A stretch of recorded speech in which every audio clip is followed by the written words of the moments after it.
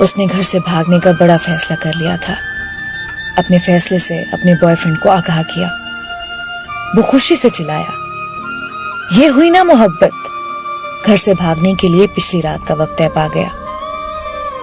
School, college, university, اس کی ساری تعلیم مکمل ہو چکی تھی۔ بس آخری سیمسٹر کا رزلٹ آنا باقی تھا۔ آج کل اسے کوئی کام نہیں تھا سوائے بوائے فرینڈ کے ساتھ فون پر لمبی چوڑی خوش گپیاں کرنے کے۔ پچھلے کچھ دنوں سے اس کا بوائے فرینڈ اسے گھر سے بھاگ کر شادی کرنے پر قائل کر رہا تھا۔ محبت کے واسطے لمبی چوڑی دلیلیں گھڑ رہا تھا، اپیلیں کر رہا تھا۔ وہ بالکل پاگل ہو چکی تھی۔ ویسے بھی تو ماں باپ نے میری شادی ہی کرنی ہے، تب بھی تو مجھے گھر ہی چھوڑنا ہے۔ ویسے بھی اب میں میچور ہوں، اعلیٰ تعلیم یافتہ ہوں، عاقلہ بالغہ ہوں، اپنے فیصلے خود کر سکتی ہوں۔ ویسے بھی وہ لڑکا میری محبت ہے، والدین کو بتا بھی دوں تو بھی وہ میری شادی اس سے کبھی نہیں ہونے دیں گے، کیونکہ وہ تو میرے لیے میرے کزن کو پسند کرتے ہیں۔ گھر سے بھاگنے کے لیے پچھلی رات کا وقت طے پا گیا۔ وہ چوری چھپے اپنے چند ضروری کپڑے اور چھوٹی موٹی چیزیں بیگ میں پیک کر کے مقررہ وقت کا بے چینی سے انتظار کرنے لگی۔ اس دوران بوائے فرینڈ کی کال آ گئی۔ کہنے لگا ماں نے کوئی زیور شیور بھی بنایا ہوگا، وہ بھی ہاتھ میں کر لو، مشکل وقت میں کام آئے گا۔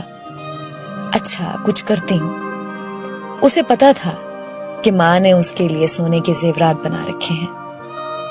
وہ ماں کے کمرے سے زیورات نکالنے کی ترکیب سوچنے لگی۔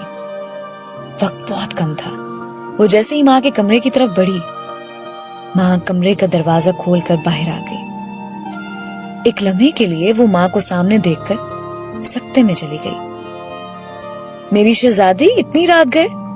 تم جاگتی پھرتی ہو اور یہ تیار ہو کر کہاں جا رہی ہو؟ وہی تو بتانے آ رہی تھی، رات لیٹ فون آیا تھا، یونیورسٹی والوں نے ایمرجنسی کچھ کام سے بلایا ہے۔ میری کچھ دوست بھی جا رہی ہیں، آپ سو رہی تھیں، ڈسٹرب نہ ہو اس لیے آپ کو اس وقت نہیں بتایا۔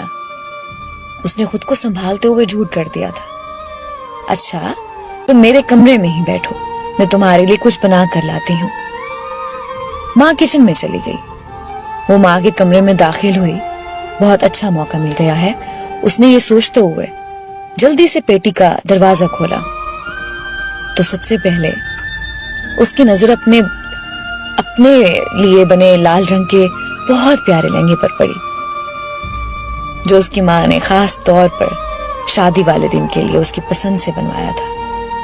ماں اکثر کہتی رہتی تھی، جب میری بیٹی اسے پہن کر دلہن بنے گی، شہزادی لگے گی۔ بہترین بستر، ڈنر سیٹ، ٹی سیٹ اور نہ جانے کیا کیا سامنے آ رہا تھا۔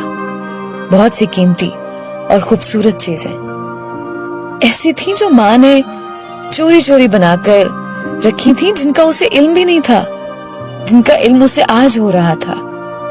چیزیں الٹ پلٹ کرتے کرتے آخر زیورات اس نے ڈھونڈ نکالے، لیکن اس کا دل و دماغ چکرا کر رہ گیا تھا۔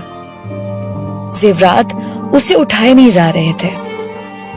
اس نے کمرے میں نظریں دوڑائیں تو دیکھا فریج، مشینیں، برتن سب کچھ اس کے لیے پڑا رکھا تھا۔ ایک ماں کے کمرے میں ایک دلہن کا مکمل سامان پڑا تھا۔ ضمیر نے اسے جھنجھوڑا۔ وہ سوچوں میں گم گئی۔ ماں کی کوکھ سے جنم لینے سے لے کر اب تک ماں باپ نے میرے لیے کیا نہیں کیا۔ کھانا پینا، پہناوا، پڑھائی لکھائی، چھوٹی بڑی سب خواہشات اپنا خون پسینہ ایک کر کے سب ادھورا پورا کیا۔ میرے اگلے گھر کا سامان تک بنا دیا، اور میں بے فیض بے وفا کیا کرنے جا رہی ہوں؟ مار کر اپنے ماں باپ کو خود ہی مرنے جا رہی ہوں۔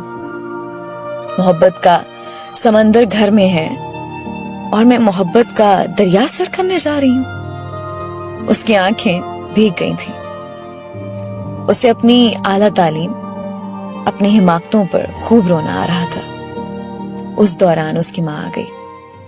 یہ لو میری شہزادی، اپنا پسندیدہ پراٹھا کھاؤ، اتنا سفر ہے یونیورسٹی کا، میری شہزادی کو بھوک لگ جاتی ہے.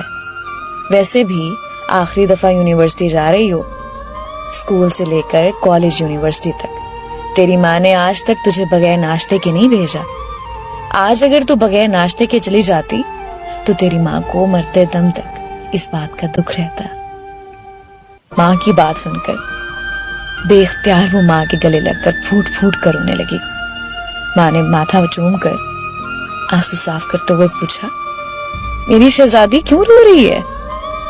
وہ نظریں چراتے ہوئے کہنے لگی، ماں مجھ سے کتنی محبت کرتی ہو نا. یہ بھی کوئی بات ہوئی؟ اب ماں سے بڑھ کر بھی بھلا کوئی محبت کر سکتا ہے؟ اس دوران اس کے موبائل کی گھنٹی بار بار بجنے لگی. اس نے کال کاٹتے ہوئے میسج لکھا، سوری میں نہیں آ سکتی اور کبھی نہیں آ سکتی، کیونکہ مجھے میری محبت میرے گھر سے ہی مل گئی ہے. یہ جو ماں کی محبت ہوتی ہے نا، یہ محبتوں کی ماں ہوتی ہے. تمہارا دلہن والا لہنگا، تمہارے دولہے والی شیروانی تمہارے گھر میں ہی پڑی ہے. اسے منہ کالا کر کے کوٹ کچہریوں میں پہننے کی بجائے اپنے ماں باپ کے گھر سے ہی پہنا کرو، کیونکہ تم پر ان کا حق ہے جو بالکل برحق ہے.